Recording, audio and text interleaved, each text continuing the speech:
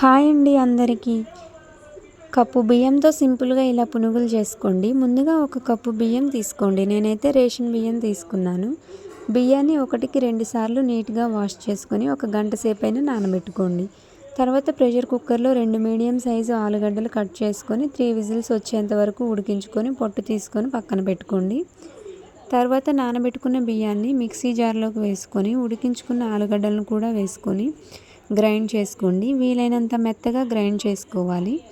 ఇక్కడ చూపిన విధంగా పిండి కన్సిస్టెన్సీ ఉండాలి. తర్వాత ఆ పిండిలో ఉల్లిపాయలు, కొత్తిమీర, కరివేపాకు తరుగు, అల్లం, జీలకర్ర అన్నీ సన్నగా తరిగి వేసుకోవాలి.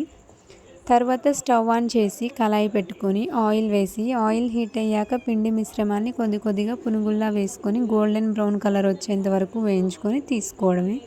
అప్పటికప్పుడు ఎటువంటి పిండి నానబెట్టుకోకుండా ఇన్స్టెంట్గా ఈ పునుగులు వేసుకోవచ్చు.